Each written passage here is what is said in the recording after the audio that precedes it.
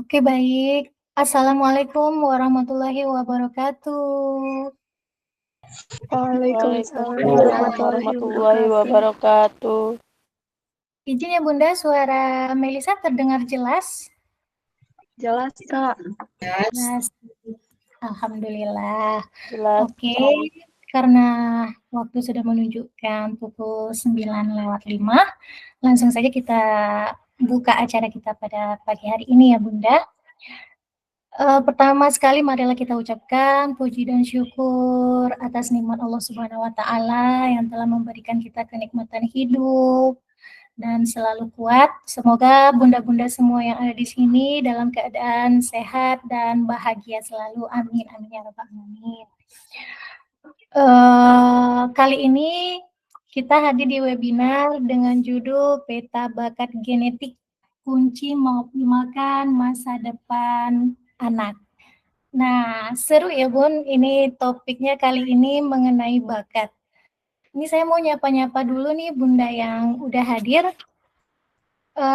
Bagi Bunda yang tidak berhalangan bisa on cam ya Bun, biar lebih enak interaksinya. Tapi kalau yang lagi berhalangan tidak apa-apa, kita bisa tanya jawab aja, nggak harus lihat kameranya. Saya mau nanya dulu, Bunda Divya. Halo, apa kabar Bunda Divya?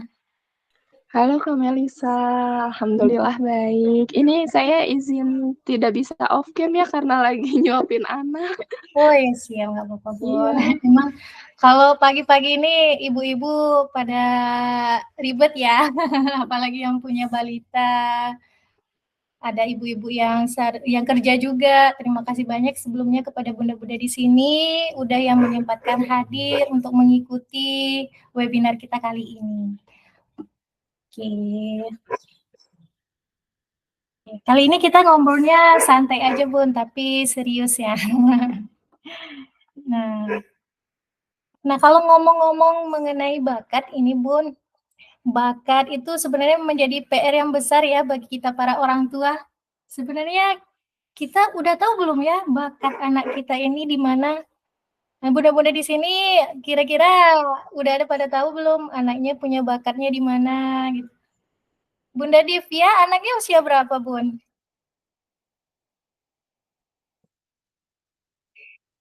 Halo, Bunda Divya masih di situ?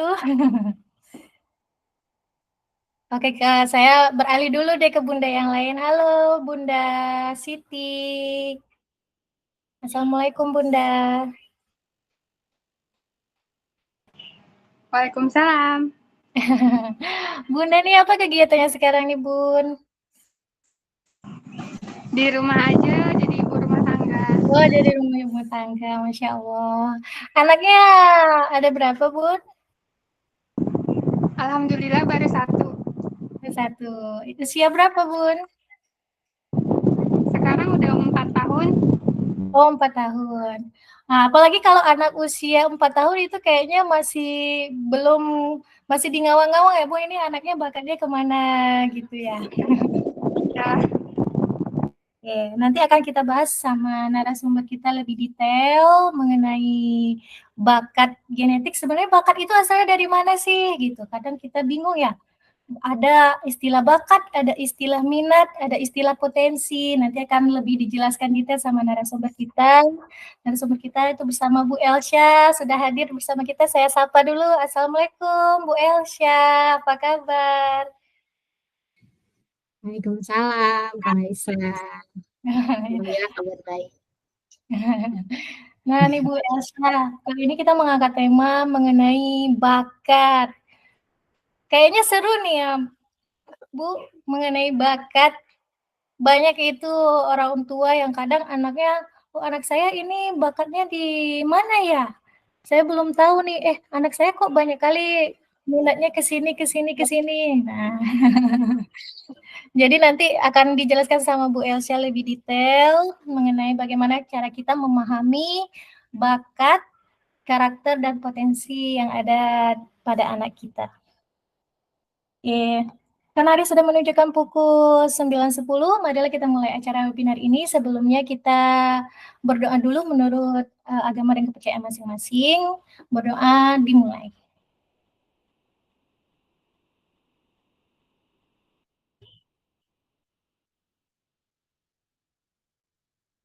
Amin, amin ya rabbal alamin. Semoga Allah meridhoi acara webinar kita pada pagi hari ini dan semoga ibu bunda-bunda semua mendapatkan pencerahan dari ilmu yang akan disampaikan oleh Bu Elsya. Bu Elsya, boleh sekarang kita waktu dan tempat dipersilakan. Boleh, terima kasih Kak Melisa. Assalamualaikum warahmatullahi wabarakatuh. Suara saya jelas? Jelas. Jelas ya, visualnya oke, suara oke ya. Oke Bu. Saya nyeletuk urusan rekening oke. Oke semuanya rekeningnya pagi ini? Kayaknya baru masuk terus jebol. Iya, soalnya awal bulan ya, insya Allah rekeningnya pada oke semuanya ya. Amin, amin doa ya. Oke, alhamdulillah ini ibu-ibu semua ya, qadarullah ya, memang fitrahnya memang ibu-ibu itu kita udah tahu pembelajar ya dari dulu gitu. Makanya nggak salah kalau ibu-ibu itu jadi madrasahnya umat ya. Nah, jadi alhamdulillah pagi ini kita disempatkan ya diberikan waktu dan sedikit keleluasaan oleh Allah untuk ngulik lagi nih mengenai pengasuhan ya.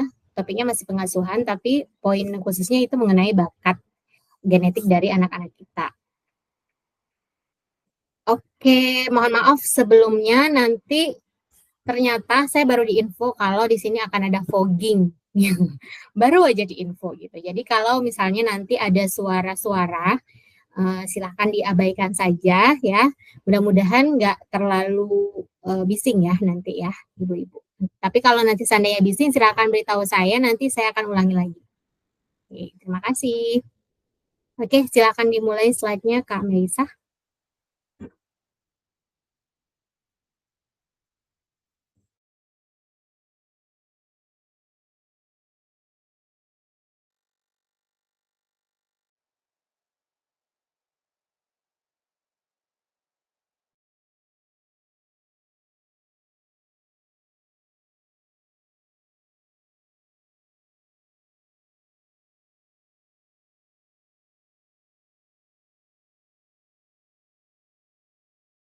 Ini jelas slide-nya semuanya?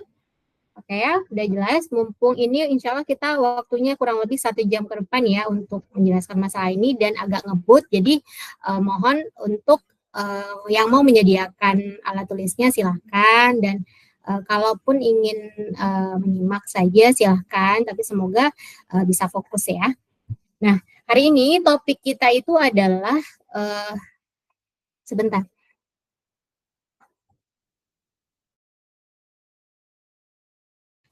Oke. Nah, ini topik hari ini kita mengenal dan melejitkan potensi anak dengan konsep STIFIT. Ya, next. Nah, jadi ibaratnya ya, ibu-ibu, kalau kita, ibu-ibu pernah nggak ya menitipkan barang sama seseorang? Atau istilahnya kita ingin mengirimkan suatu produk kepada orang lain gitu ya. Nah, jadi tentu saja gimana reaksi kita? Gimana sih keinginan kita terhadap barang kita itu? Nah, tentunya kita sebagai pengirim ingin barang kita ini sampai kepada tujuannya dalam keadaan semula jadinya, dalam keadaan baik-baik saja, tidak rusak gitu ya.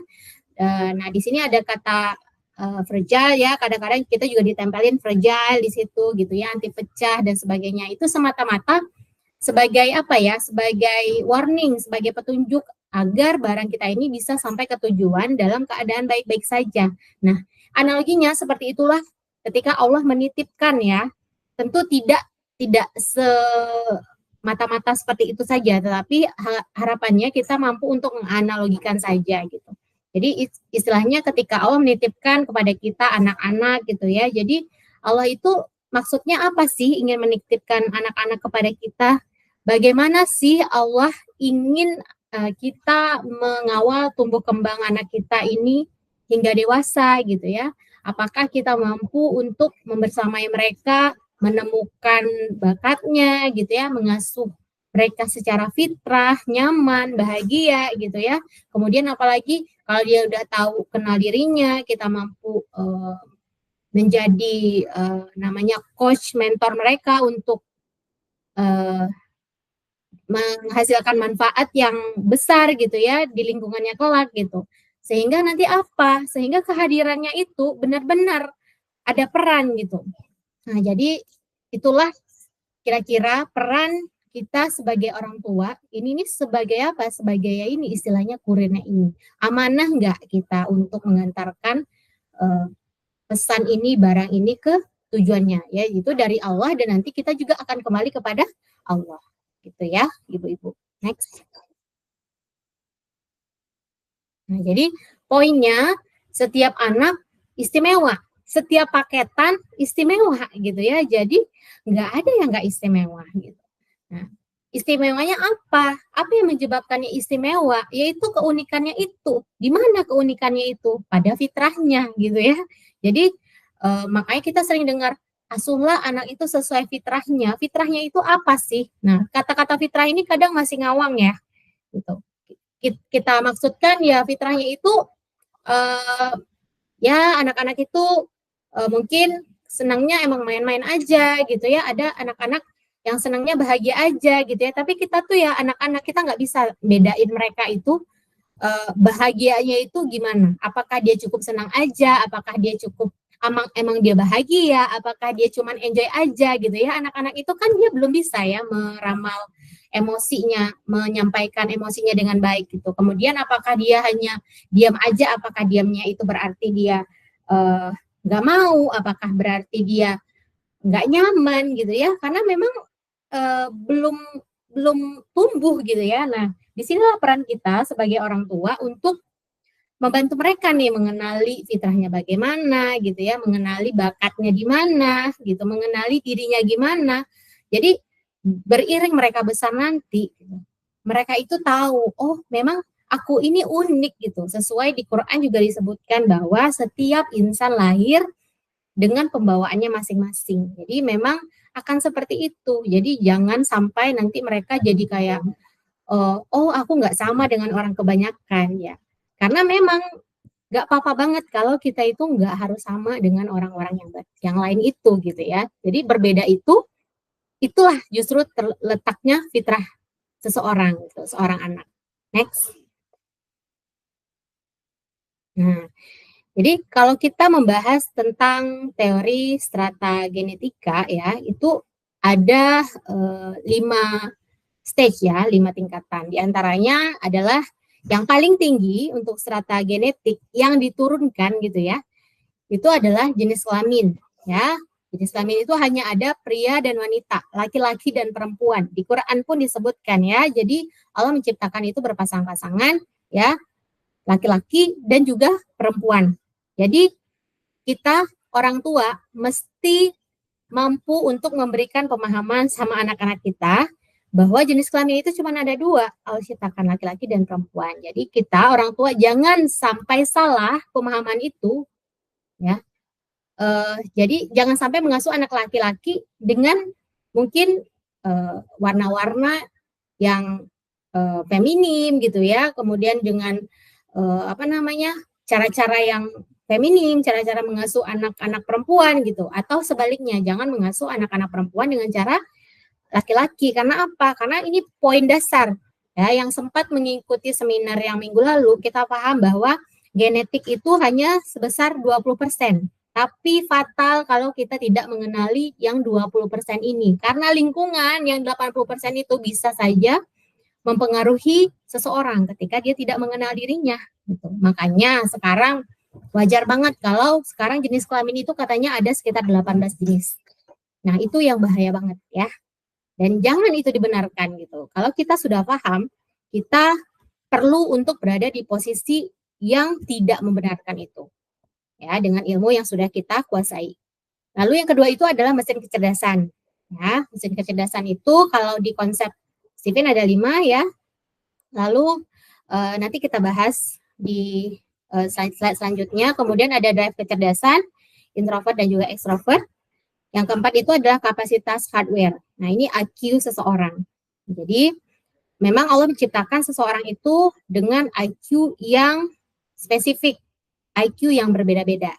Nah, jadi, ketika kita sudah paham ini, ya, maka tentunya kita akan lebih bijak bagaimana nanti kita mengasuh anak-anak kita. Ya, jadi jangan kita nanti membanding-bandingkan gitu ya, ibaratnya anak kita harus mencapai kapasitas orang lain gitu ya, nggak boleh seperti itu gitu. Karena lagi-lagi setiap insan lahir dengan perannya masing-masing. Lalu yang terakhir adalah golongan darah ya, kita kenal dari hukum Enda pun kita belajar ya waktu jenjang SMP kalau saya nggak salah ya, itu kita udah belajar ada 4 ya golongan darahnya, A, B, AB dan juga O. Next. Kita agak ngebut. Nah, lalu di dalam konsep Stephen itu ya, kita bahas lebih rinci ya. Di Stephen itu dibahas lebih rincinya mengenai apa ya? Mengenai 2 hal, yaitu mengenai belahan otak yang dominan dan juga lapisan otak yang dominan. Next.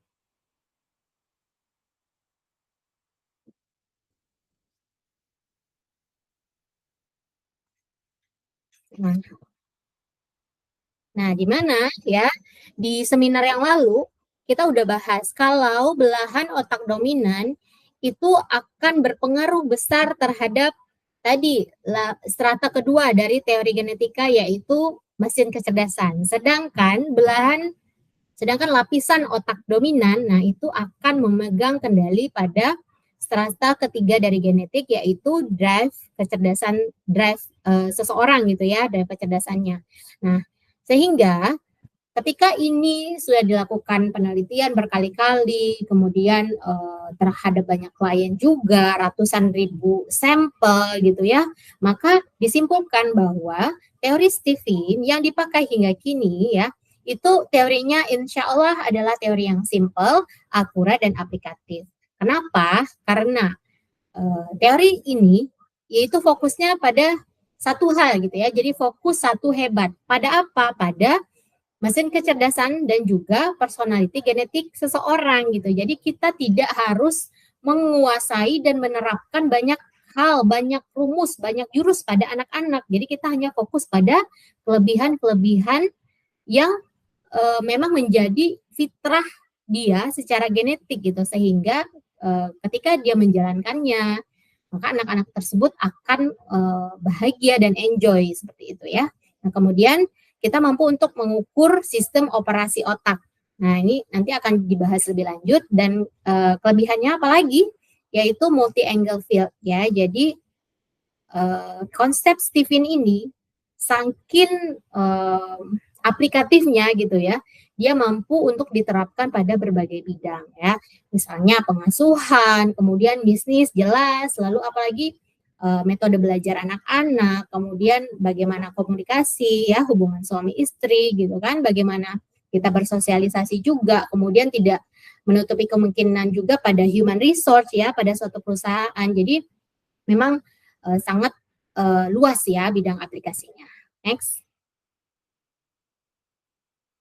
Nah, ini penjelasan lebih detail mengenai mesin kecerdasan ya. Kita ulang sedikit bagi teman-teman yang ibu-ibu atau teman-teman yang nggak sempat bergabung minggu lalu ya. Kita ulang sedikit. Jadi mesin kecerdasan di dalam konsep Stephen itu ada 5 ya. Yang pertama itu thinking ya, logika di otak kiri atas, kemudian sensing di otak kiri bawah ya. Itu dia lebih kepada hal-hal yang berupa indrawi ya. Kemudian ada insting ya di otak tengah. Nah, lalu ada feeling di otak kanan atas. Jadi dia akan memiliki kecerdasan sosial ya pada umumnya. Kemudian otak intuiting di bagian kanan atas, yaitu orang-orang yang dikenal sebagai orang-orang yang kreatif. Nah, jadi di dalam slide ini kita bisa lihat ya bahwa memang jadi Allah menakdirkan kita ya, setelah diteliti itu ada 5 mesin kecerdasan. Nah, Tujuannya apa? Tujuannya supaya kita mampu nih untuk memahami bahwa memang setiap orang wajar ketika dia menunjukkan karakter-karakter yang berbeda-beda. Jadi memang nggak harus sama gitu ya. Kadangkala ya kalau kita nggak memahami ya, misalnya orang yang sensing misalnya, kita memiliki anak sensing. Nah, anak sensing itu dia cenderung pada hal-hal yang bersifat indrawi tadi tentunya. Jadi hal-hal yang bisa dilihat langsung dengan mata, didengar, diraba, kemudian dirasakan ya, dikecap gitu ya. Jadi anak-anak sensing itu jadinya apa? Dia itu akan lebih mudah bergerak gitu ya. Jadi akan lebih maksudnya tujuannya apa ya? Itu dia secara fitrah diberikan kemampuan dan keinginan naluriah gitu ya dari Allah untuk ingin tahunya di bidang hal yang berkaitan dengan indranya gitu, sehingga wajar ketika anak-anak sensing itu akan lebih mudah aktif, bergerak gitu ya, bukan semata-mata kita menamai anak-anak itu seperti ini anaknya nggak bisa diem sih gitu ya. Nah, jangan seperti itu gitu ya. Beda hal gitu dengan anak intuiting gitu ya. Anak intuiting mungkin dia akan karena dia lebih kreatif, kemudian otak kanannya itu lebih aktif ya, otak kanan atas itu, sehingga dia akan lebih mudah untuk mencerna hal-hal yang abstrak tuh, mulai bisa dia, mulai senang mikir, mulai senang menghayal, mulai senang seperti halnya bermimpi gitu ya. Dan itu nggak salah ibu-ibu ya gitu ya. Nah justru di situ kelebihannya gitu. Jadi memang ketika anak anak kita ya memiliki kecerdasan sensing gitu ya misalnya, bukan berarti otak-otak lainnya ini nggak berfungsi gitu ya. Nah misalnya tadi anak sensing, maka mungkin syarafnya gitu ya, kemudian akan berfungsi secara optimal 100% yaitu di otak sensing itu. Kemudian otak intuitingnya gitu ya akan hanya berperan mungkin sebesar 20% gitu ya, dan otak thinkingnya pun tetap berperan sebagaimana feeling sebesar 40%. Nah ini hitung-hitungannya udah ada gitu ya. Nanti kalau seandainya kita tes, nah nanti itu akan dibahas mengenai anak-anak kita itu secara spesifik gitu. Nanti kalau kita misalnya orang thinking gitu ya, saya punya anak thinking. Awal-awal saya tuh masih kesulitan gitu. Kenapa nih anak ini kritis banget gitu? Kenapa pertanyaannya itu khususnya kenapa begini Bu? Kenapa begitu Bu? Gitu ya? Kok ini? Kok itu? Terus kalau begini gimana gitu ya? Dan ternyata saya tuh dulu kalau masih belum tahu tentang itu, ini anak kayak pengen tahu banget, kepo banget, cerewet banget gitu. Padahal mungkin kita pas lagi banyak kerjaan gitu ya. Ini kenapa gitu? Setelah di tes ternyata ya nggak apa-apa, memang otaknya Allah ciptakan seperti itu, jadi dia pengen tahu, dia lebih mudah menerima penjelasan mengenai sebab akibat gitu. Makanya ketika saya paham itu, maka pola komunikasinya disesuaikan gitu ya. Jadi memberikan penjelasan pun ya saya akan memberikan secara rinci, runut, kemudian logis ya, sebab akibat. Nah makanya anak pun menerimanya juga jadi lebih nyaman gitu ya, karena tadi otaknya nangkep gitu. Dan minusnya apa gitu ya. Nah jadi minusnya misalnya otak thinking tadi dia akan berfungsi 100% nih gitu ya. Kemudian yang berlawanan dengan dia itu biasanya akan otak feeling gitu ya, diagonal ya, maka itu biasanya akan berfungsi hanya 20% saja. Jadi jangan sampai kita tuh karena nggak paham, kita mikir, ih dia orangnya itu, orang thinking itu biasanya akan kurang empati gitu, kelihatannya gitu ya. Dia nggak mudah untuk merasakan perasaan orang lain gitu, karena ya itu kayak logis gitu ya, sebab akibat. Kamu kalau nggak belajar ya hasilnya nggak pintar gitu. Jadi kamu kalau rajin menabung ya akhirnya uangnya terkumpul ya. Jadi sebab akibat gitu. Beda dengan orang feeling gitu. Kemudian juga misalnya kalau orang feeling, nah orang feeling maka di feelingnya itu akan bekerja prosesornya itu 100%. Kemudian sedangkan di diagonalnya, di thinkingnya itu hanya 20% gitu ya. Sementara di Samping-sampingnya itu sensing dan intuitingnya itu sekitar 40%. Nah, maka jadi jangan disalahkan ketika mungkin orangnya itu, anak-anaknya itu mudah baper seolah-olah gitu ya, atau anaknya mudah perlu banget nih teman buat cerita, perlu banget teman untuk mendengarkan, perlu banget teman untuk belajar gitu ya, dan itu nggak salah gitu, karena bisa jadi dia orangnya itu memang feeling gitu, sehingga logikanya pun bekerjanya nggak seoptimal bagaimana perasaannya gitu. Jadi unik ya bagaimana Allah menciptakan manusia ini gitu. Maka ketika kita pahami ya, kita paham, orang tua paham kecerdasan genetiknya, kita paham kecerdasan genetik anak, maka kita di dalam keluarga akan paham peran dan posisi kita masing-masing gitu ya. Sehingga di dalam Quran pun disebutkan di dalam surat Al-Hujurat ayat 13, maka memang Allah ciptakan manusia itu beragam-ragam, bersuku-suku, berbangsa-bangsa gitu ya. Supaya apa? Supaya saling kenal mengenal. Tujuannya apa supaya kita saling kenal mengenal ini? Tujuan akhirnya yaitu supaya dapat saling tolong menolong dalam agama Allah. Fastabiqul khairat gitu ya. Jadi penting kita sebagai orang tua untuk tahu nih, apa sih potensi apa sih diri kita ini, bagaimana kenal diri, kenal potensi, lalu tahu manfaat kita sebagai orang tua, sehingga kita pun mampu nih untuk tadi mengantarkan anak-anak kita untuk mengenal dirinya, mengenal potensinya, dan nanti meluaskan manfaatnya juga untuk lingkungan dia gitu ya. Jadi menarik banget sebenarnya kalau kita mengenali mesin kecerdasan anak-anak kita. Next. Nah, kalau kita udah tahu nih mesin kecerdasan anak-anak kita, maka kita sebagai orang tua itu akan lebih mudah nih untuk menciptakan suasana belajar yang nyaman untuk mereka. Ya, misalnya anak-anak sensing itu akan lebih mudah cara belajarnya dengan apa? Dengan mencontoh gitu ya, kemudian merekam, menghafal, ya, menandai bacaan. Nah, biasanya orang-orang sensing tuh senang tuh stabiloin gitu ya, bikin notes gitu ya. Kemudian orang-orang thinking ya, anak-anak thinking biasanya akan lebih mudah untuk menganalisa, dia akan lebih mudah untuk menalar ya, membuat skema sistematik. Jadi cara-cara belajarnya akan seperti itu.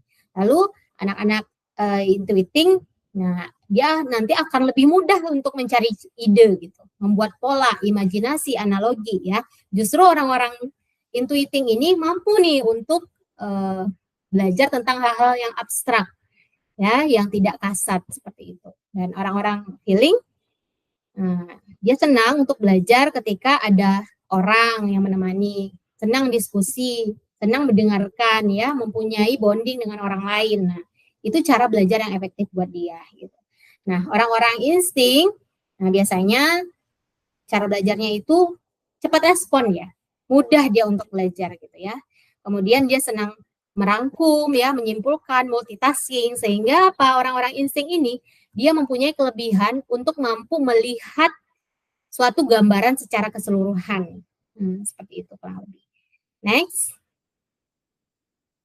Nah, lalu gimana kita orang tua ya, kalau udah paham mengenai anak kita ya, kita terus mampu juga untuk memberikan kebutuhannya gitu ya.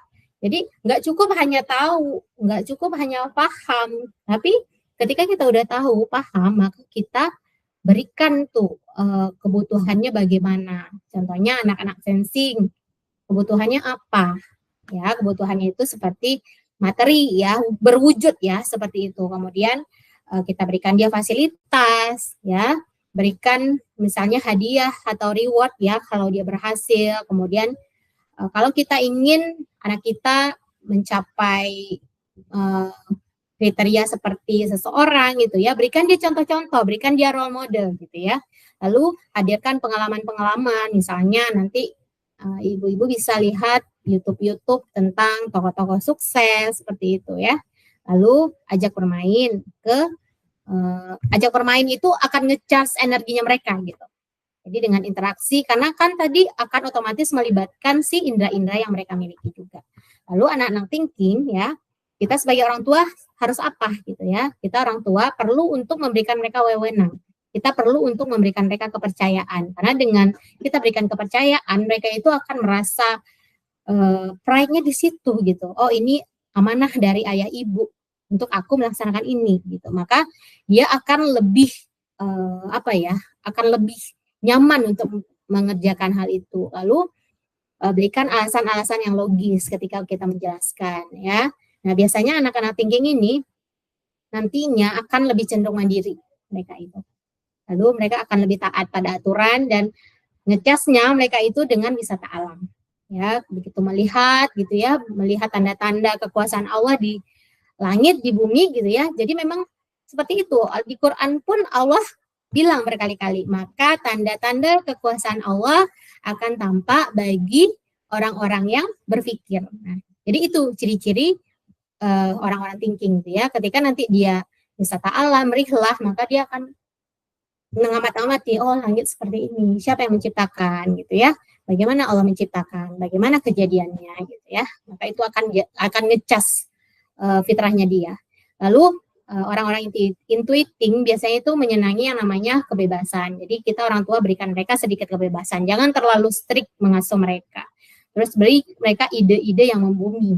Ya, jadi ide-ide belajar untuk, walaupun istilahnya ya, orang-orang intuiting ini adalah manusia dari masa depan. Dia mampu untuk melihat gambaran secara utuh dari atas gitu ya.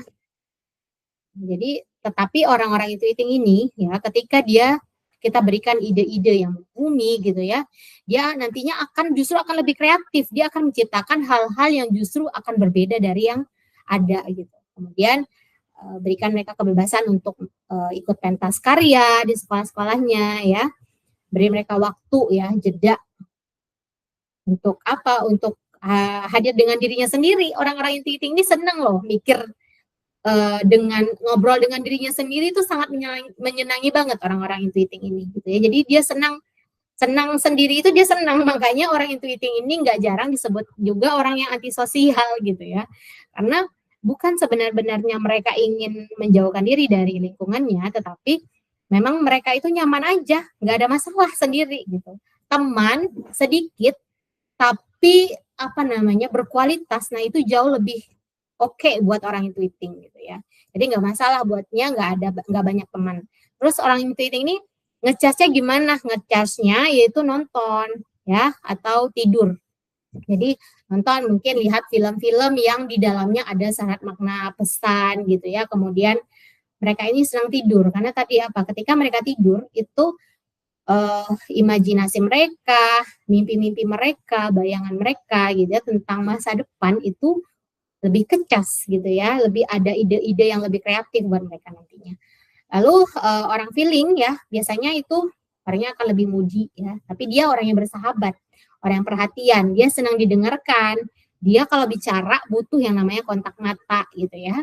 Dan biasanya ngecasnya itu ya dengan kehadiran, dengan pelukan gitu ya. Nah, itu orang-orang feeling. Lalu orang-orang insting, nah, berikan kebutuhannya itu apa? Banyak teman, banyak peran gitu ya. Kemudian melayani, cepat, damai, dan spiritualis gitu. Jadi kalau misalnya istilahnya kalau anak insting itu anak yang hayu aja gitu ya. Anak yang mau aja minta ditolongin. Dek, tolongin ini dong. Dek, tolongin itu dong. Itu nggak ada. Nanti Bu gitu. Nggak ada tuh kayak gitu. Respon awalnya tuh iya, oke. Iya, oke gitu ya. Jadi beruntung sekali ya kalau kita tahu ini gitu ya. Jadi kita tuh nggak salah komunikasi sama anak-anak kita gitu ya. Next. Nah, jika kita tidak tahu mesin kecerdasan anak, maka ya itu tadi bahaya gitu ya. Karena jangan-jangan mereka terpaksa nggak enjoy menjalani cara-cara yang kita berikan gitu. Nah, jadi yang penting diasah itu apa gitu. Akhirnya kita mengetahui setelah paham tadi mesin kecerdasannya. Nah, orang-orang sensing itu asahnya di mana gitu ya, karena tadi dia indrawinya baik, kuat, maka asah dia di bagian stamina fisik dan memori, karena dia adalah orang yang kuat di situ.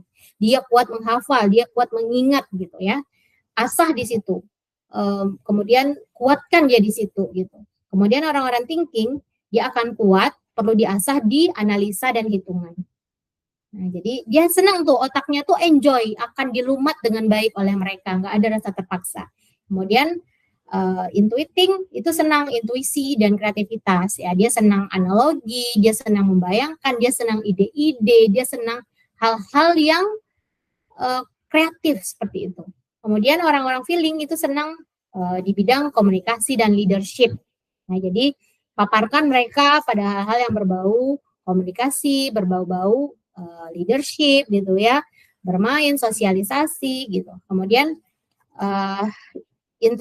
insting ya, itu dia senang menolong ya.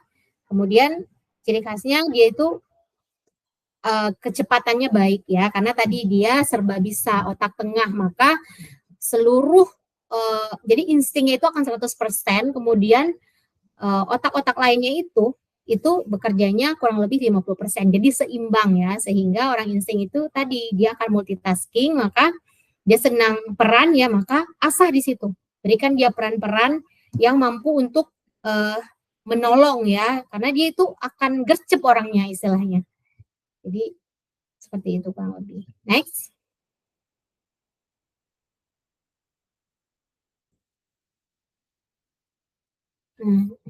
Jadi setelah kita tadi bahas mengenai mesin kecerdasan ya, kita paham bahwa berbeda itu nggak apa-apa gitu ya, dan ditambah ini lagi, mesin kecerdasan aja itu nggak cukup untuk menggambarkan mengenai karakter seseorang ya. Yang perlu kita bahas lagi itu adalah drive kecerdasan. Nah, drive kecerdasan ini ada dua, yaitu drive introvert dan extrovert. Digambarkan dari mana? Kalau introvert itu karena lapisan otak gitu ya, lapisan otaknya itu tebal, kemudian padat gitu ya, jadi tidak renggang, sehingga apa, informasi dari luar itu sulit untuk masuk ke dalam. Jadi sehingga itu yang disebut dengan introvert. Nah, orang-orang introvert ini akan apa? Akan sulit nih untuk menerima misalnya masukan, menerima saran, menerima kritikan. Nah, biasanya itu nggak semudah orang-orang ekstrovert. Ya, ciri-ciri ekstrovert itu ketika nanti di foto itu lapisan otaknya itu akan berwarna abu-abu. Karena apa? Lapisan-lapisannya itu renggang, sehingga informasi-informasi dari luar itu akan lebih mudah masuk. Efeknya apa? Dia akan lebih mudah nih, lebih bisa aja untuk mempertimbangkan saran dari orang, kritikan, ide-ide gitu ya. Maka orang-orang seperti ini, nah itu disebut dengan orang-orang yang extrovert. Jadi beda ya dengan introvert dan extrovert yang kita kenal di ilmu-ilmu psikologi pada umumnya. Ilmu-ilmu psikologi pada umumnya itu introvertnya hurufnya dominan ya I-nya gitu ya. Sedangkan extrovertnya juga dominan E gitu ya. Sedangkan di sini introvert dan extrovert itu adalah karakter genetik yang mengikuti si mesin kecerdasan tadi, tapi lambangnya itu kita tandain dengan huruf yang kecil gitu ya. Jadi introvert itu bukan semata-mata ya, kalau kita kenal di psikologi itu adalah karakter yang pendiam gitu ya, tapi dia hanya lebih kepada drive-nya aja gitu ya.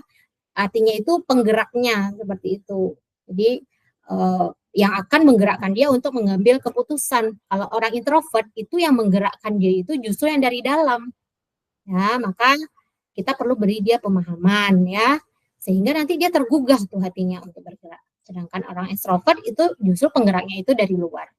Seperti itu. Next. Nah, jadi kombinasi ya dari mesin kecerdasan tadi dengan drive kecerdasan itu, maka lahirlah yang disebut dengan personality genetik. Nah, maka di dalam Stephen itu dikenal ada 9 jenis personality genetik ya. Jadi thinking itu akan ada yang namanya thinking introvert, thinking extrovert. Kemudian sensing akan ada sensing introvert, sensing extrovert. akan ada intuiting introvert, intuiting extrovert, lalu feeling introvert, feeling extrovert, sedangkan insting dia tidak memiliki lapisan karena dia ada di bagian otak tengah ya, dia tidak memiliki lapisan. Jadi akan ada 9 jenis personal genetik seseorang ya, itu dikelompokkan ya. Jadi tidak ada, sehingga di sini kita pahami ya, kalau ibu-ibu udah belajar, jadi tidak ada ilmu parenting yang cocok untuk semua orang gitu ya. Jadi one size doesn't fit all. Nah, tidak bisa dipakai 2 ilmu atau lebih untuk mendidik satu anak gitu. Jadi ibaratnya ketika kita udah tahu anak kita pakai jurus yang memang cocok untuk dia. Jangan pakai banyak jurus untuk dia gitu ya. Kesalahan fatal ketika kita pakai semua teori-teori parenting yang ada gitu. Teori-teori yang ada saat ini itu nggak ada yang salah, ibu-ibu ya. Semua teori-teori yang dipaparkan itu benar gitu. Tetapi yang paling baik, yang mesti kita pakai sama anak-anak kita itu adalah yang spesifik dengan kapasitas, dengan keakuannya anak kita gitu. Nah, yang salah kita karena ketidaktahuan kita ya, kita pakai teori-teori yang berkembang di luar. Jadi orientasinya itu adalah hal-hal yang di luar diri anak kita gitu ya. Tidak pada orientasi hal-hal yang sesuai dengan sistem otak dan genetik anak-anak kita. Sementara itulah yang nggak akan berubah gitu. Ketika kita udah bicara genetik, maka itu akan bertahan seumur hidupnya, nggak akan berubah. Nah, yang berubah itu adalah mungkin perilaku aja, cara kita merespon aja gitu. Tapi karakter itu nggak akan berubah. Nah, seperti itu. Maka anugerah bagi kita ketika kita udah mengetahui nih anak kita mungkin dia sensing introvert, maka cara kita memperlakukannya akan beda nih dengan sensing extrovert. Kemudian dengan mesin personality genetik yang lainnya juga. Next.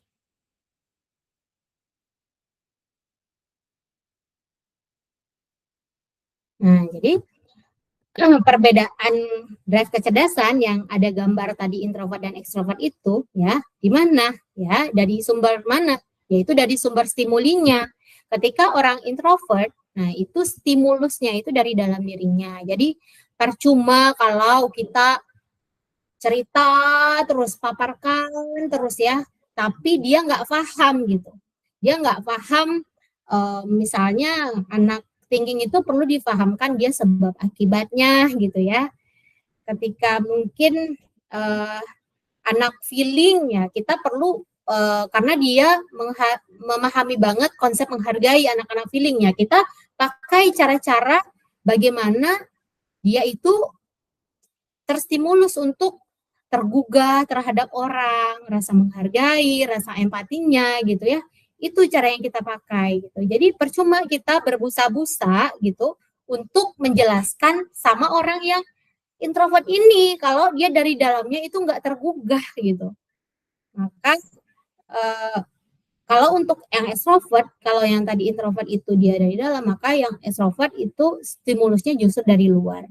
Dia akan melihat ke sekitarnya, dia akan istilahnya menyerap dari sekitarnya, lalu akan mengambil keputusan gitu ya dari kesimpulannya. Kemudian falsafah hidupnya juga berbeda nih. Orang-orang introvert itu istilahnya lebih senang diancam dalam tanda kutip ya. Jadi diingatkan tentang yang pahit-pahit gitu ya, tentang neraka gitu ya. Karena di dalam beberapa teori kita disebutkan bahwa kalau ingin mengenalkan anak-anak itu jangan paparkan yang buruk-buruknya dulu gitu ya, paparkan yang baik-baiknya. Memang benar gitu, tetapi pada sebagian orang itu, pada sebagian personality genetik ya, drive kecerdasan tertentu ya, khususnya introvert, itu justru lebih terancam, lebih terpacu dia ketika kita berikan mengenai ancaman-ancaman. Misalnya ya, kalau anak-anak thinking, kalau kamu nggak belajar ya jadinya nggak pintar, kalau nggak belajar jadinya nggak naik kelas gitu. Tapi kalau untuk orang-orang yang extrovert, kita ngomongnya gini, kalau kamu belajar nanti kamu akan bisa mencapai mimpi kamu. Itu akan beda dengan orang yang introvert. Misalnya orang introvert lagi, misalnya kalau kamu belanja sholat gitu ya, kamu nanti kamu masuk neraka gitu, dapat dosa karena kalau nggak sholat itu hukumnya dosa gitu ya, karena itu kewajiban. Tapi bagi orang yang ekstrovert, kalau kamu sholat nanti hadiahmu surga. Nah itu akan lebih nangkep di anak-anak yang ekstrovert seperti itu. Jadi besar ya sebenarnya pengaruh dari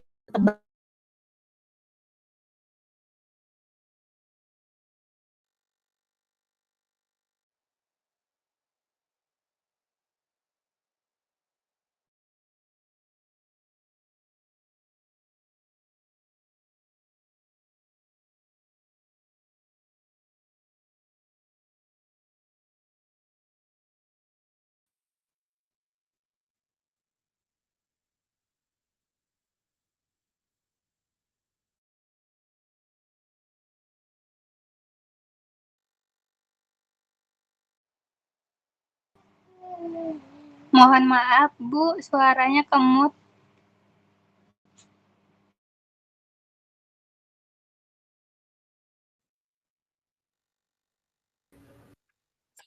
Oke, mohon maaf sebentar Bunda-Bunda, mungkin dari Bu Elsha ini mungkin jaringannya kurang bagus.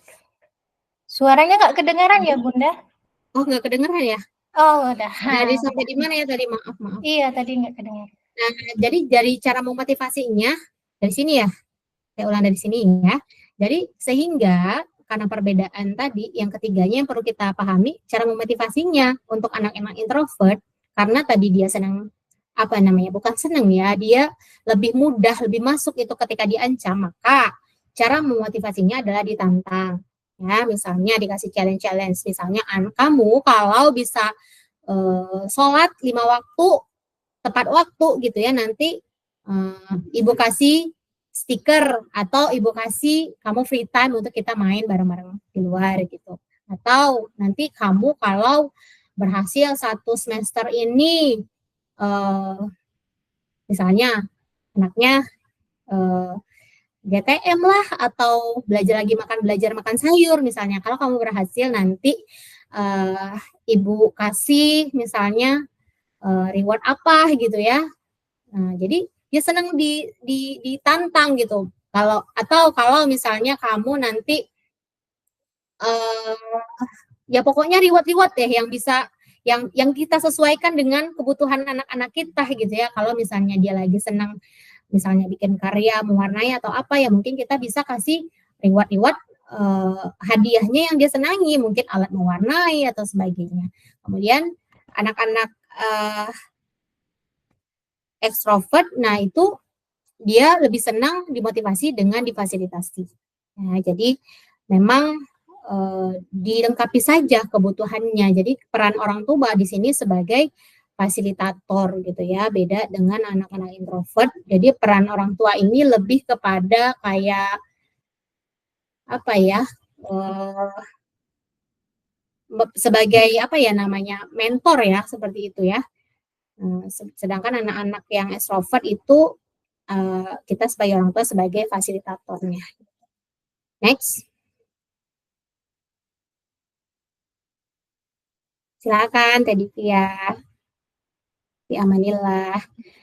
Nah, lalu manfaatnya apa? Kalau kita udah tahu, maka kita mampu nih untuk menentukan nanti jurusan terbaik untuk anak-anak kita. Misalnya, kalau yang sekarang lagi galau banget, kabarnya nanti udah ditiadakan penjurusan-penjurusan gitu ya, maka nggak ada masalah sebenarnya gitu ya. Nggak perlu ada keraguan bagi kita, karena yang tertampil pada anak kita itu adalah ketulusan yang ada gitu, adalah personalitinya sebagaimana yang tertampil gitu. Jadi mereka tuh tidak manipulatif ya. Jadi kalau genetik ini itu nggak bisa dimanipulasi ya. Jadi dia tampil apa adanya. Sehingga kalau misalnya anak-anaknya itu mesin kecerdasannya sensing ya, maka dia bisa tuh masuk ke jurusan bahasa atau IPS. Ya, maka anak-anak thinking itu bisa masuk ke IPA, anak intuiting bisa masuk ke IPA, anak-anak feeling, nah, itu bisa masuk ke IPS. Nah, anak-anak insting, karena tadi dia anak-anaknya otaknya seimbang, kemudian dia multitasking, maka dia bisa masuk ke IPA, IPS, ataupun bahasa. Next. Jadi kenapa kok tidak semua jadi hebat? Kira-kira kenapa? Ada yang paham nggak? Ya, karena memang seperti itu, Allah ciptakan kita ya tadi untuk memiliki peran-peran tertentu. Untuk apa? Untuk saling bekerja sama, menolong agamanya Allah gitu ya. Jadi saling apa namanya ya? Kalau sekarang itu nggak ada tuh yang namanya Superman gitu ya. Ya, yang adanya itu teamwork ya. Yang ada itu super team gitu. Jadi ketika kita saling bekerja sama, justru di situ tuh maka akan ada hasil karya yang apa namanya, yang besar, yang luas efeknya, yang besar dampaknya gitu ya. Jadi balik lagi kepada kita orang tua, ingin fokus pada yang mana? Kita orang tua ingin fokus pada kekuatan atau kelemahan anak kita. Masalahnya yang sering gagal paham orang tua ketika kita nggak mengenal nih anak-anak kita gitu ya. Kenapa sih misalnya di anak-anak thinking, kenapa sih thinking introvert pula? Kenapa sih nggak mau dengerin? Kenapa sih bandel banget gitu ya? Kenapa sih apa-apa ditanyain, kepo mulu gitu ya? Nggak bisa, nggak tahu. Selalu pengen tahu. Nah itu yang kita soroti apa? Yang kita soroti adalah justru kelemahannya gitu. Padahal kelemahan ini nggak ada artinya, nggak akan ada kelemahan tanpa adanya kelebihan, tanpa adanya kekuatan. Justru seringkali kekuatan itu lebih banyak dibandingkan kelemahannya gitu ya. Yaitu apa? Anak-anak thinking itu mudah untuk diberi pemahaman. Dia anak-anak yang taat aturan, dia anak-anak yang rigid ya, cukup kaku gitu. Jadi dia akan taat tuh, ibunya, ayahnya berikan kepercayaan pada dia, maka dia akan dengan senang hati menjaga kepercayaan orang tuanya gitu. Kemudian dia mudah untuk diberikan penjelasan sebab akibat gitu ya. Jadi nggak ngawang-ngawang gitu anak-anak thinking itu. Dan kemudian anak-anak sensing seperti apa, intuiting, feeling seperti apa gitu ya, insting seperti apa. Maka balik lagi kepada kita orang tua, kita ingin fokus kemana sekarang. Next. Nah, jadi kita pahami ya, sesuaikan anak-anak kita itu dengan lingkungannya, karena tadi kita udah paham ketika fenotip diri kita yang tertampil sekarang itu adalah 100%. Dari mana datangnya? Dari kombinasi antara genetik dan lingkungan. Genetik itu 20%, sementara lingkungannya itu 80%. Nah, kita udah tahu nih genetik anak-anak kita, ya. Sesuaikan lingkungannya yang 80% tadi. Nah, jadi memang manusia itu adalah makhluk yang adaptif. Dia mampu untuk menyesuaikan diri dengan lingkungannya. Tapi alangkah baiknya kita, orang tua, mampu untuk memilihkan lingkungan yang tepat dan baik untuk anak-anak kita. Sebelum kita lepas anak-anak kita ke lingkungan yang lebih luas lagi gitu ya. Supaya apa? Supaya nggak gagap nantinya. Supaya nggak kaget gitu. Karena apa? Dia mengenali kesejatian dirinya gitu. Sehingga ketika ada nanti goncangan-goncangan di luar, kebisingan-kebisingan di luar, dia paham, enggak, aku enggak seperti itu. Dia enggak akan mudah baper gitu ya. Dia enggak akan mudah terpengaruh karena dia paham. Genetiknya seperti itu dan orang tuanya mengasuhnya dan ingin dia tumbuh dengan lingkungannya seperti apa gitu. Maka nanti dia akan walaupun lingkungannya nanti nggak tepat buat dia akan apa ya, jalan hidupnya itu akan menarik dia untuk mencari lingkungan yang tepat untuk dia hidup gitu. Makanya nggak jarang ada yang namanya gonta-ganti pekerjaan gitu ya. Nggak ada juga yang namanya mungkin keluar masuk perguruan tinggi gitu karena nggak nyaman di perguruan tinggi, pindah ke jurusan ini gitu ya. Nah, itu tuh yang menggambarkan bagaimana seseorang ketika fitrah sejatinya itu terawat gitu. Nah, jadi sesuaikan lingkungan untuk anak-anak kita. Kalau istilahnya anaknya lumba-lumba gitu, jangan dipaksa dia untuk terbang gitu. Lumba-lumba lingkungannya di air. Pacu dia, asah kekuatannya untuk berenang secara paripurna gitu ya. Jangan dipaksa lumba-lumba yang hidup di air untuk berenang seperti elang. Pun ketika anak elang jangan dipaksa untuk berenang. gitu ya. Jadi kita jangan rancu menghadirkan lingkungan untuk anak-anak kita gitu. Nah, atau malah ketika anak gajah, jangan dipaksa dia untuk berenang ataupun untuk terbang. Ini kesalahan yang fatal bagi kita orang tua gitu. Karena tadi menyerap ilmu parenting yang sangat banyak, tapi sejatinya kita nggak tahu anak kita itu seperti apa, sehingga kita nggak tahu jurus mana yang bisa kita terapkan untuk anak-anak kita. Gitu ya, ibu-ibu. Next. Maaf, suara saya masih jelas? Karena ada fogging. Kedengeran nggak foggingnya? Jelas, Bun. Masih jelas? Masih Kalau bisa dari saya, bicara ya? jelas. Jelas, oke. Bunda-bunda yang lain jelas? Jelas, bunda-bunda yang lain? Jelas. Oke. Jelas. Aduh. Sebentar ya, saya matikan mic-nya sebentar.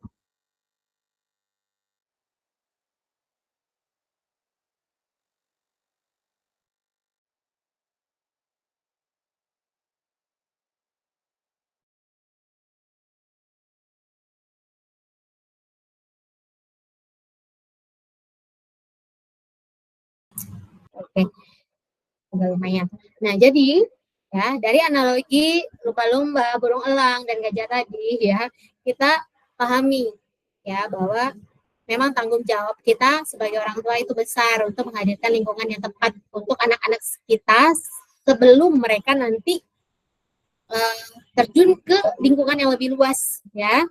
Maka Einstein pun ya, orang yang dulu dijudge sebagai anak yang punya IQ rendah gitu ya, anak yang aneh, anak yang nggak sama dengan anak-anak pada umumnya gitu ya, karena dulu mungkin orang belum memahami konsep fitrah, belum memahami konsep yang namanya unik gitu ya, belum mengkaji ulang tentang Quran bahwa sejatinya setiap insan lahir ke dunia ini dengan pembawaannya masing-masing gitu. Maka orang dulu ngejudge itu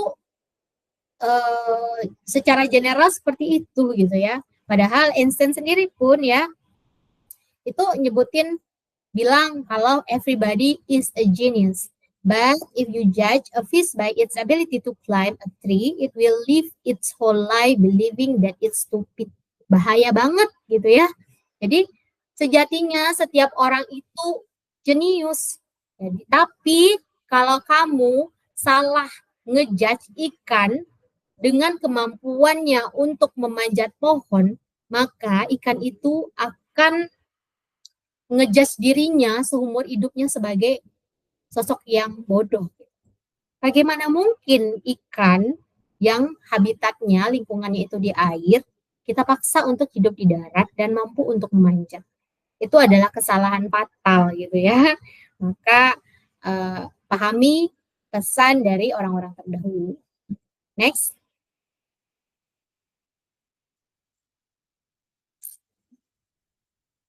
Nah, jadi kalau mungkin pun sudah terlanjur gitu, nggak ada salahnya.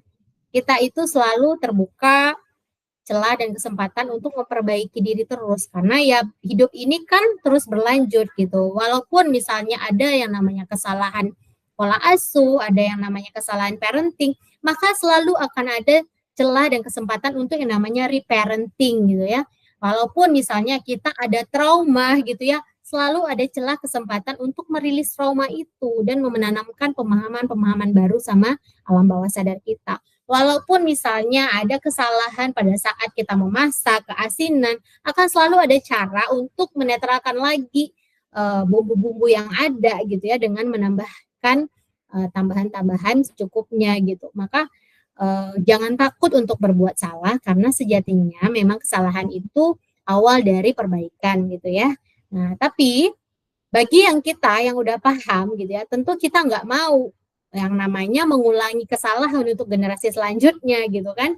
Makanya perbaiki kesalahan ini dengan mencari tahu apa sih sebenarnya personality genetik dari anak-anak kita sehingga apa nggak kayak kita gitu ya, yang misalnya yang namanya try and error gitu, yang misalnya membuang-buang waktu untuk memahami terus seseorang, mengamati terus seseorang, memikirkan terus sifat seseorang, kok dia begini, kok dia begitu, kenapa responnya seperti ini, kenapa responnya seperti itu gitu ya. Kemudian berulang kali miskomunikasi dengan pasangan misalnya, berulang kali stres akibat sikap anak misalnya gitu ya. Maka dengan kita mengetahui itu, kita akan menyetop, kita akan memberhentikan mata rantai stupidity cost gitu ya. Jadi ongkos kebodohan istilahnya gitu ya. Maka mungkin masa lalu kita udah mengalami itu gitu ya, tapi di masa depan kita usahakan untuk tidak terjadi terulang lagi dan tidak terjadi pada anak keturunan kita gitu. Jika kita tahu mesin kecerdasan anak-anak kita, maka prinsipnya pakai hanya satu jurus gitu ya. Jadi nggak semua hal harus kita penuhi. Next. Nah, ini contoh-contohnya gitu ya. Tadi kita udah sebutkan bahwa ada 9 jenis personality genetik seseorang. Nah, kira-kira orang-orang anak-anak sensing introvert, nah itu nanti kalau misalnya nanti kita tes gitu ya, anak-anak kita mungkin sensing introvert, maka nanti itu kita akan dijelaskan itu, akan tergambar bagaimana sifat khasnya, bagaimana bakatnya, bagaimana bidang pendidikan dan pekerjaannya, bagaimana profesinya gitu, bagaimana chemistry-nya ya, lalu apalagi bagaimana cara belajarnya, bagaimana cara memotivasinya gitu. Jadi lalu apalagi tipologi fisiknya, kira-kira organ mana di dalam tubuhnya yang lebih rentan, organ mana yang kuat gitu ya. Nanti ini akan kegambar karena ini kan langsung dari genetiknya gitu ya. Next. Nah, ini untuk sensing introvert. Nah, ini sensing extrovert. Nah, next. Terus saja Kamelisa. Ini contoh-contohnya ya, ibu-ibu ya. Thinking introvert, extrovert, intuiting introvert, intuiting extrovert, kemudian feeling introvert, feeling extrovert, sama ada insting gitu ya. Nah, ini adalah contoh-contoh public figure atau artis yang telah melakukan tes TV. Nah, ini kalau orang-orang sensing, maaf, lewat lagi nih. Sebentar.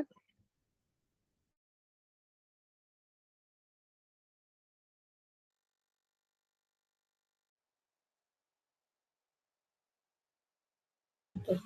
Nah, mungkin ini ya bagi orang-orang yang sensing ketika kita ingin anak-anak kita mungkin mendapatkan role model yang baik gitu ya, mungkin bisa dilihatkan, dipaparkan biografinya tokoh-tokoh ini gitu, maka orang-orang sensing akan lebih mudah untuk memahami dan lebih mudah untuk mengcopy gitu ya, karena dia ada role modelnya dan dia jago, orang-orang sensing itu jago banget dalam hal mengcopy gitu ya.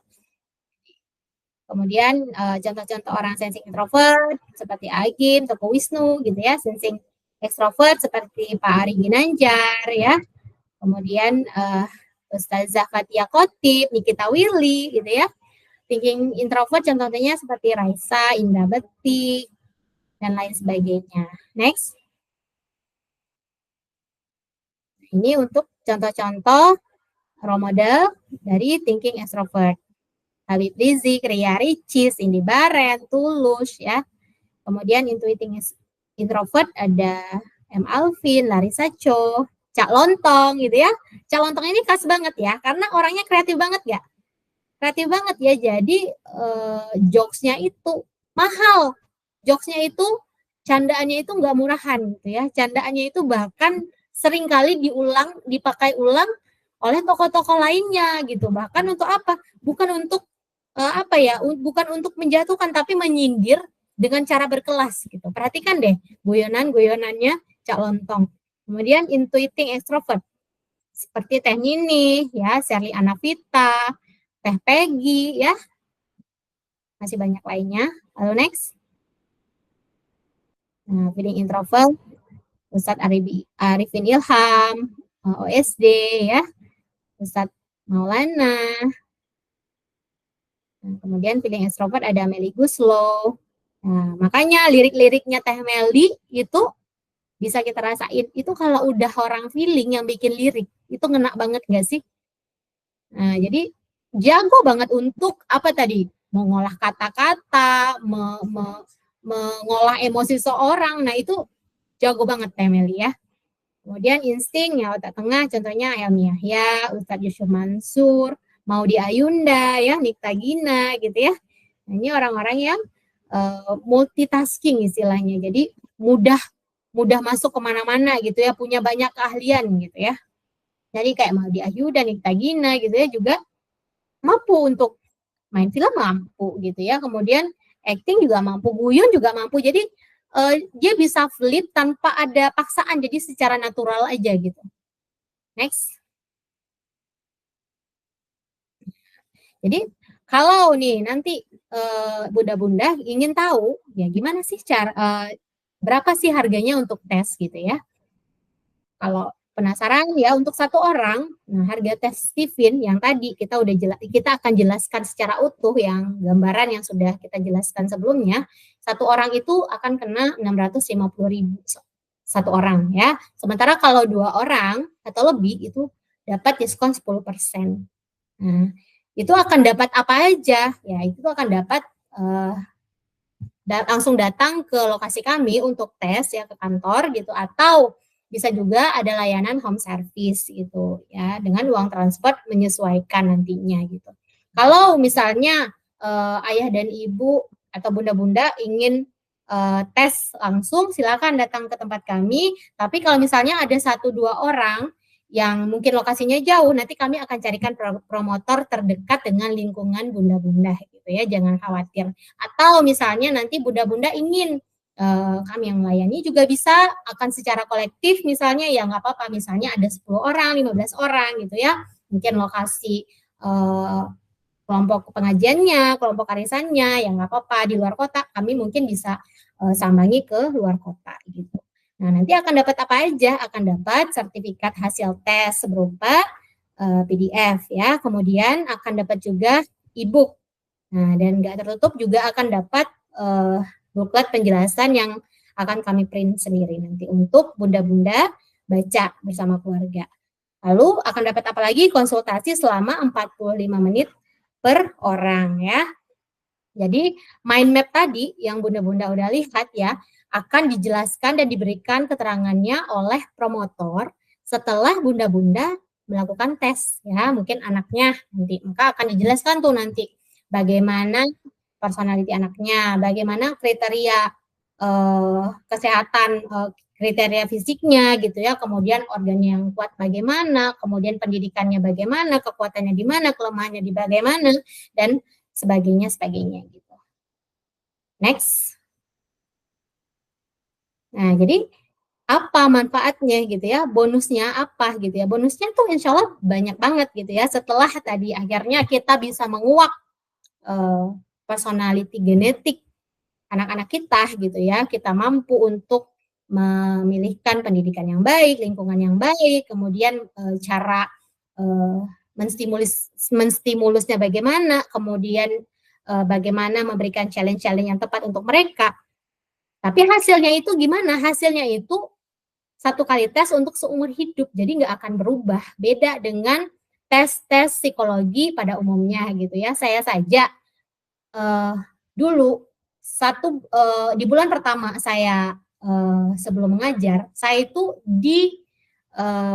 analisa sebagai orang yang introvert. Tapi setelah saya ngajar gitu ya, 6 bulan kemudian dites lagi, itu saya akhirnya dianalisa sebagai orang yang extrovert gitu. Jadi ujungnya apa? Orang yang ambivert.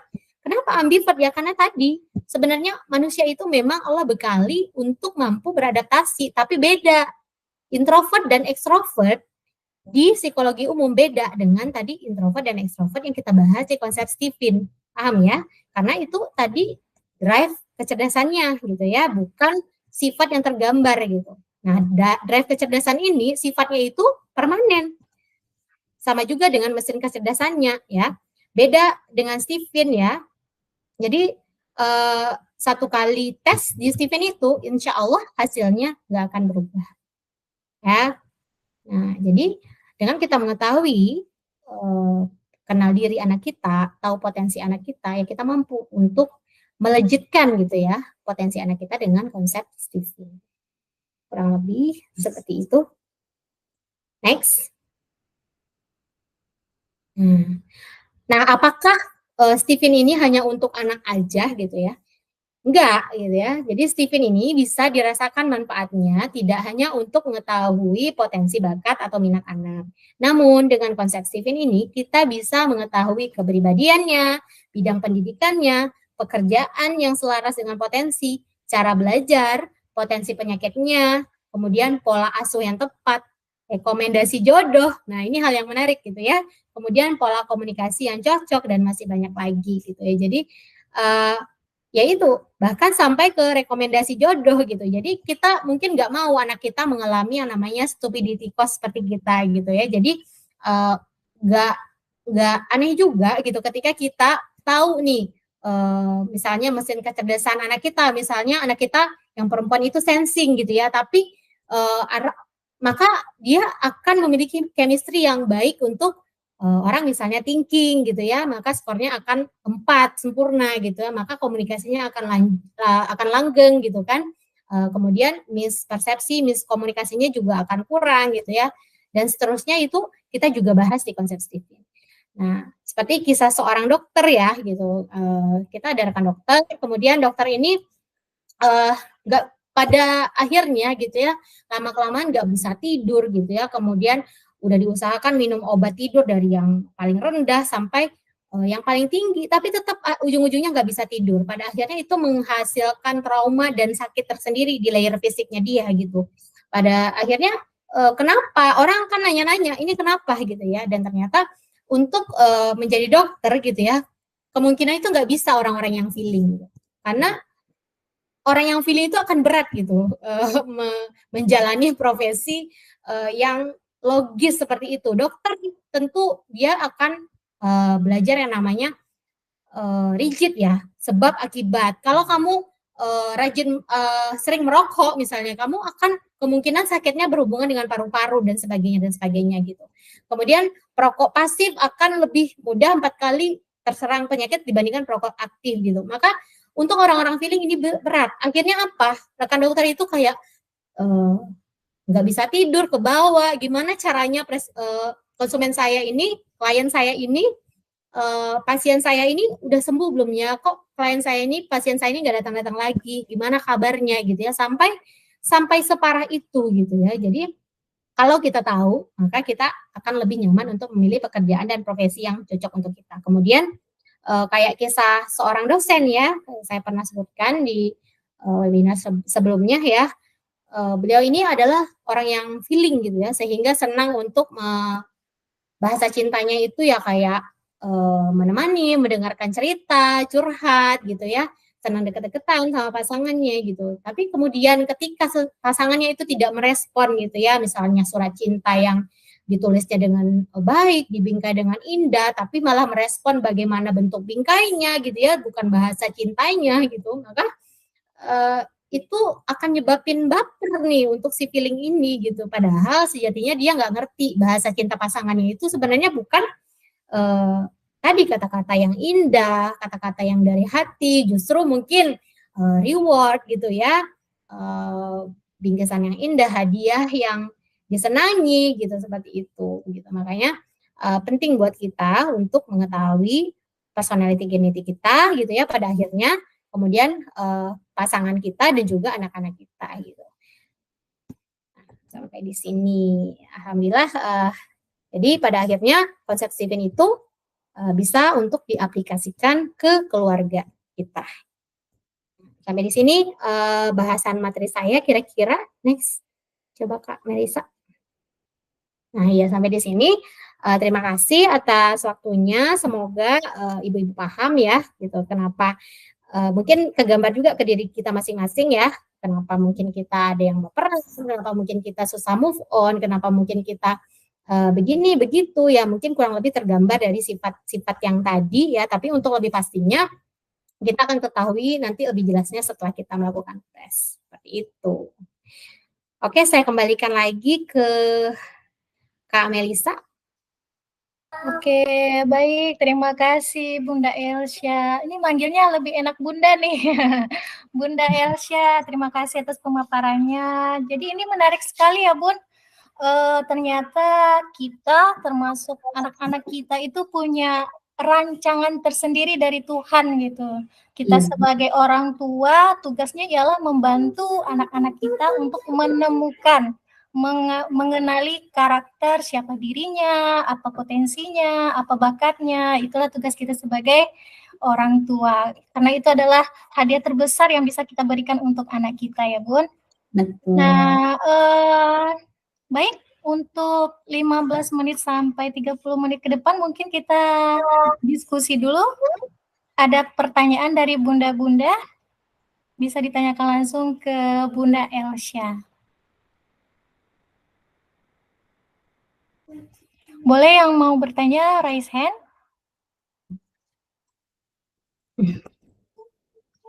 Wah, harusnya pertanyaannya banyak nih ya, Bun, karena ini cukup menarik gitu ya. Ternyata bakat, karakter, dan potensi itu bisa dikenali melalui tes Stephen ini ya, Bun. Boleh Bunda Elsa diceritakan sedikit teknik tesnya itu seperti apa, Bunda? Jadi kita tahu gitu, oh ini ternyata karakternya itu dari mana gitu, Bunda. Oke, jadi tesnya itu terbilang gampang ya, karena tadi dia praktis ya, kita kenali praktis, akurat, dan aplikatif, maka tesnya itu hanya menggunakan sidik jari ya. Jadi sidik jari kita tahu masing-masing orang Allah ciptakan itu spesifik dengan sidik jari masing-masing, maka nanti kita akan tes sidik jarinya persis kurang lebih seperti waktu kita tes SIM ya. Bagi yang pernah tes SIM maka akan tahu tuh, kita akan cek, akan rekam 10 sidik jari kita semuanya gitu ya. Maka nanti kita akan masuk ke bank datanya gitu ya. Nah nanti akan keluar kira-kira kurang lebih 5-10 menit kemudian ya akan keluar nanti hasilnya gitu. Jadi anak kita personality genetiknya di mana. Nah, setelah itu nanti kita akan bahas. Nah, nanti akan terkuak bagaimana gitu ya antara orang tua dan juga yang tes gitu. Ya. Baik. Nah, ini Bunda kalau untuk tes Stephen-nya sendiri itu kalau kita mau menggali bakat dan karakter anak itu, kalau anaknya masih di bawah umur gitu, masih balita itu bisa nggak, Bun? Kalau tes Stephen ini bisa diukur dari anak usia 2 tahun ke atas. Gitu. Karena usia dari 2 tahun ke atas istilahnya sidik jarinya itu udah pembentukannya udah sempurna gitu Kak Melisa. Gitu. Jadi prinsipnya tes Stephen ini itu dermatoglifik ya. Jadi mengkombinasikan antara sidik jari, pola sidik jari gitu ya dengan gambaran yang ada di susunan syaraf dominan seseorang gitu. Dan nggak aneh gitu. Sebenarnya Stephen ini pun banyak banget dipakai Kak Melisa untuk anak-anak yang berkebutuhan khusus gitu Kak. Karena anak yang normal gitu ya juga orang tua aja kadang itu masih sulit ya untuk menemukan bakat dan minat yang sesuai genetik anak-anak gitu, apalagi anak yang memang berkebutuhan khusus gitu. Tapi ketika orang tuanya udah tahu nih personality genetik anaknya gitu, walaupun dia berkebutuhan khusus, maka orang tua ini akan lebih mudah dapat clue-clue, dapat tools gitu untuk mengarahkan anaknya gitu yang nyaman untuk tumbuh kembang anaknya gitu gimananya. Gitu Kak Melisa. Oke, baik. Ini Bunda ada masuk pertanyaan nih. Ini dari Muhammad Iqbal. Ini ayah ya? Ada ayah juga di sini nih ternyata.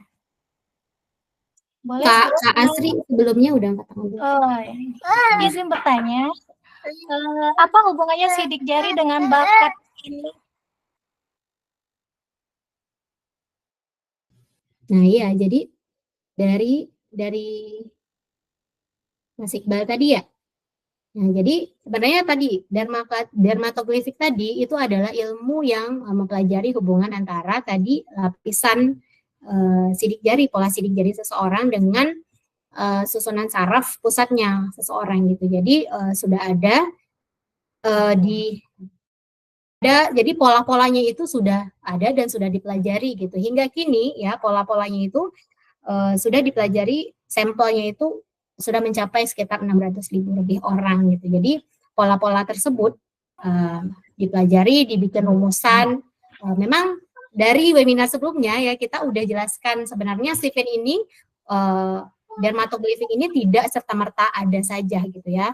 Jadi sebenarnya sejarahnya sudah ada dari dulu gitu ya, bagaimana asal mula sih Stephen ini hadir, bagaimana akhirnya Ayah Farid dari riset-riset terdahulu akhirnya menyempurnakan risetnya itu dengan Stephen ini gitu. Oke, baik. Bunda Astri tadi pertanyaannya. Lanjut ke Bunda Astri. Bun, kalau ada yang nanya apa bedanya tes Stephen dengan tes IQ atau tes psikologi lainnya itu gimana ya, Bun? Ya, beda. Ya, kalau tes Stephen jelas itu tadi kita menggunakan sidik jari ya, Bun. Kemudian anak-anak kita akan direkam dan nanti akan masuk bank data dan dianalisa gitu ya dari hasil yang udah di tes tadi gitu. Kemudian kalau tes-tes IQ dan tes psikologi lainnya gitu ya, itu kan biasanya paper test. Ya nggak sih? Biasanya paper test itu hasilnya kurang akurat. Karena apa? Karena kalau paper test itu biasanya dipengaruhi oleh mood seseorang, keadaan seseorang gitu ya. Kemudian bisa juga kalau misalnya paper test kita rasanya nggak nyaman, kita ingin dikiranya baik-baik terus gitu. Jadi kita pilih yang baik-baik aja gitu ya. Maka hasilnya pun lebih akurat. Stephen sendiri itu hasilnya 95%. Ya, itu ada di lokasi itu aya ieu nya rest area di ditu mah di Cileunyi mah langsung nanya. Bunda Desi ya, Bunda Desi mic-nya aktif, mungkin mohon di nonaktifkan. Terima kasih Bunda. Oke, baik. Sedangkan kalau yang tes IQ bedanya di mana ya? Tes IQ itu bedanya kan tadi di kapasitas otak seseorang. Ya, jadi beda. Itu juga biasanya paper test gitu kan ya. Dan jadi IQ ini tuh ibaratnya itu cc kendaraan gitu ya kalau kita analogikan.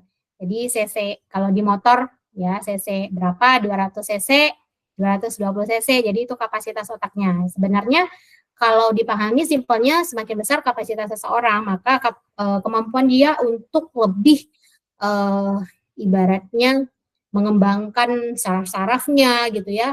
Wadah untuk berkembangnya otak itu lebih besar, jadi kemampuan dia untuk belajar itu juga lebih aksesnya itu lebih besar juga, seperti itu, lebih cepat juga. Itu Bunda Astri. Gimana Bun penjelasannya? Bunda Astri, untuk penjelasannya cukup.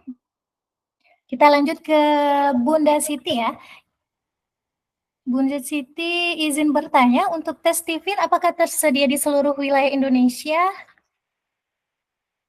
Ya, kalau Stephen itu tersedia di seluruh Indonesia gitu. Seperti tadi saya sampaikan, kalaupun saya dan tim tidak bisa langsung menyambangi gitu ya. Kalau dekat misalnya kolektif tadi, kita bisa sambangi keluar kota. Misalnya ada 10, 15, 20 orang kita bisa sambangi. Tapi kalau mungkin hanya 1-2 orang, kita akan carikan promotor terdekat dengan lingkungan Bunda. Jadi kalau Bunda mau ya, kalau Bunda-Bunda ada yang mau hari ini untuk cek atau pengen tahu, ya silakan untuk nanti japri Kak Melisa aja kali ya. Siap Bun.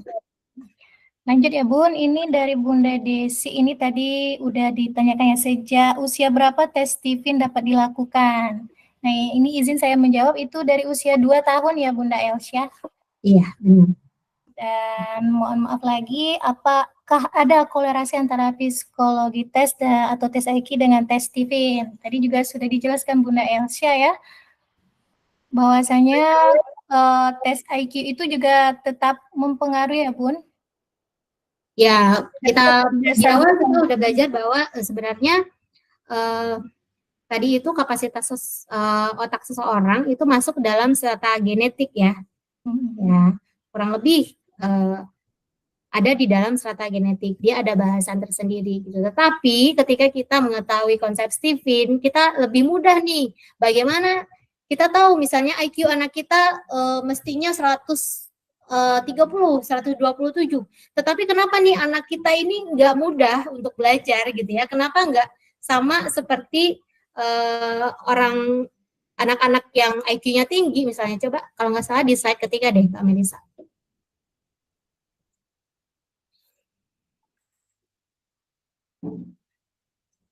Bisa ditampilkan lagi nggak? Minta tolong. Yang ini bukan.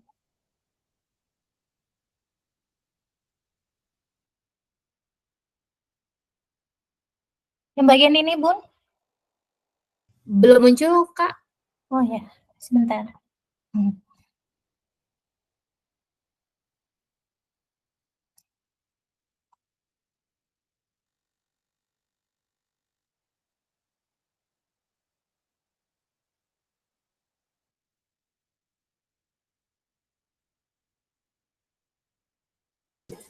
Nah, ini ya Bunda Desi ya. Jadi IQ, kapasitas hardware seseorang itu masuk dalam strata genetik. Yang namanya strata genetik itu tidak akan berubah-ubah ya. Kemudian sedangkan tes psikologi lainnya itu paper test itu kemungkinannya berubah. Seperti contohnya saya aja gitu ya. Nah, dan sebenarnya banyak kalau kita ingin memperhatikan di lingkungan kita tuh banyak juga yang kejadian seperti itu. Orang gonta-ganti pekerjaan, orang gonta-ganti jurusan gitu ya, itu banyak. Kemudian apakah dia punya korelasi dengan Stephen ya? Jelas gitu ya, karena itu genetik gitu ya. Kalau di kalau kita bahas secara Stephen mungkin ya, tadi anak contohnya kalau dia IQ-nya tinggi, tapi dia kok nggak dapat ranking yang tinggi di kelas gitu ya. Bisa jadi kita orang tua tidak mampu ya, belum mampu untuk memberikan lingkungan yang tepat untuk mengasah si potensi anak tadi gitu. Misalnya anak yang orang tuanya misalnya thinking gitu ya. Kemudian atau anak yang thinking, kemudian orang tuanya misalnya intuiting gitu ya. Orang tua intuiting ini kadang nggak paham yang namanya konsep sebab akibat gitu ya. Nggak paham cara kadang-kadang dalam hal-hal yang misalnya terstruktur gitu ya. Sedangkan anak-anak thinking itu kan anak-anaknya rigid ya, paham aturan, kemudian anaknya itu paham sebab akibat. Nah, bagaimana orang tua sebaiknya menyikapinya, menghadirkan kira-kira kurikulum-kurikulum ya yang dapat mendampingi di sekolah gitu ya, yang di rumah ya dipahami dengan diberikan penjelasan dengan cara mungkin sebab akibat. Orang tua bisa fasilitasi mungkin dengan buku-buku gitu ya, kemungkinan orang tua memfasilitasi yang sesuai dengan mesin kecerdasan dia gitu, buku-buku atau mungkin video animasi penjelasan tentang sebab akibat seperti ini gitu. Kemudian nanti kalau udah di perguruan tinggi orang tuh bisa mengemparkan jurnal-jurnal penelitian terbaru gitu ya. Kadang ya sekolah juga kita nggak bisa memastikan ya, namanya kita menitipkan anak ke sekolah, kita nggak tahu kurikulum sekolah itu sesuai nggak dengan apa yang kita inginkan, sesuai dengan apa yang anak kita perlukan untuk mengoptimalkan si fitrah atau si potensi genetiknya tadi gitu. Jadi wajar aja misalnya anak thinking ini gitu yang harusnya pinter dalam tanda kutip gitu kan, nggak muncul thinkingnya ini karena apa? Mungkin lingkungan di sekolahnya itu seringnya nuansanya itu lebih banyak teman-temannya orang-orang feeling misalnya, lebih banyak mungkin gurunya pun menjelaskannya dengan teori-teori yang menggugah perasaan misalnya gitu. Jadi wajar aja kalau ketingkingannya ini nggak terasah gitu ya. Jadi penting buat kita kalau udah tahu potensi genetik anak kita, kita pilihkan sekolah dengan lingkungan yang cocok dan di rumah kita barengin, kita selarasin dengan pola asuh yang sesuai dengan si fitrahnya tadi gitu. Oke, baik Bunda. Jadi intinya itu kalau tes IQ itu kita melihat seberapa tinggi kecerdasannya ya Bun, tingkat kecerdasannya. Sementara kalau tes TV ini kita jadi tahu, oh lingkungannya tepat nih seperti apa nih untuk anak ini gitu, biar potensi ada di dirinya keluar gitu. Karena bakat atau potensi itu meskipun dari lahir, tapi nggak bisa langsung tiba-tiba jadi besar gitu ya Bun. Kita harus sebagai orang tua memberi lingkungan, Fasilitasi. belibet ya ngomongnya. Oke, baik kita lanjut ke pertanyaan tadi. Ada Bunda Siti. Apakah bisa tes TV online, Bun? Nah, kalau untuk tesnya harus offline karena kita tadi pakai tes sidik jari langsung gitu. Tapi kalau untuk penjelasannya gitu ya, nanti bisa online. Ya, misalnya kalau saya kayak kemarin tes kolektif, tes 10 orang gitu ya, saya sambangin, nanti saya tes dulu. Kemudian nanti kita akan zoom satu persatu menjelaskan tentang personal genetik anak-anaknya. Gitu. Nanti kalaupun Bunda ingin urgent ya untuk tes secara offline gitu ya, nanti kalau jauh ya nggak cukup banyak gitu ya, nanti kami carikan promotor terdekat dengan lingkungan Bunda. Nanti Bunda silakan hubungi Kak Melisa, nanti kita carikan yang terdekat dengan lokasinya ya. Oke, baik. Ini pertanyaan dari Bunda Desi lagi, seberapa valid Bun hasil tes Steven dengan realitanya? Nah ini kalau boleh izin sebentar Bunda. Kalau saya nih udah tes Steven nih rasanya gue banget gitu ya. Udah cocok banget. Nah, boleh lanjut Bunda Elsya menambahkan. Oke, jadi tadi kalau nggak salah saya sudah sebutkan validitas dari tes Steven ini gitu ya, itu 95% Bunda gitu ya. Nah, jadi sampelnya sampai sekarang ya sampai akhir tahun 2024 kemarin udah lebih 600.000 sampel, 600.000 orang yang dites. Jadi nggak sedikit. Bahkan yang dites itu nggak hanya di Indonesia, udah sampai ke Malaysia, ya Asia dan juga Eropa gitu. Dan tes Steven ini ya bahkan itu pernah dipakai untuk perbaikan ya, konsolidasi pernikahan kurang lebih 200 pasangan ya. Dalam pernikahannya mereka ingin berpisah gitu ya.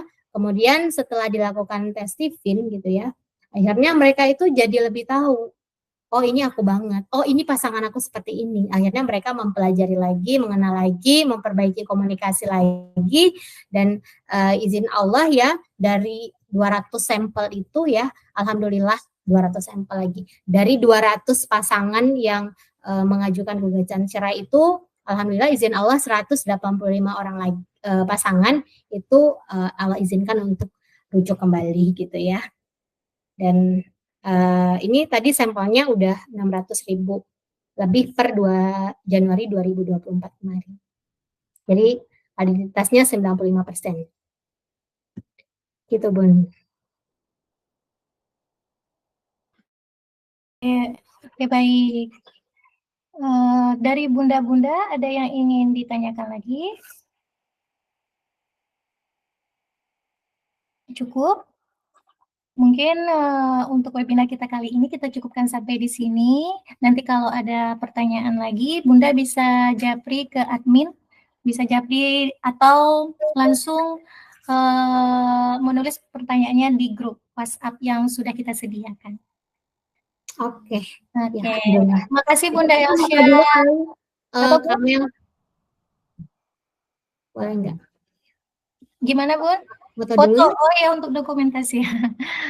Oke, bagi bunda-bunda yang bisa off-cam, boleh off-cam sebentar, kita mau dokumentasi untuk foto. Sama-sama, Bunda Desi. Masya Allah. Oke, baik. Dalam hitungan ketiga, kita foto ya.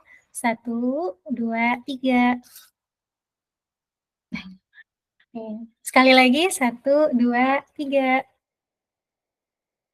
Oke, baik. Terima kasih bunda-bunda semuanya atas waktunya yang masih tetap stay mendengarkan webinar ini sampai selesai. Terima kasih banyak.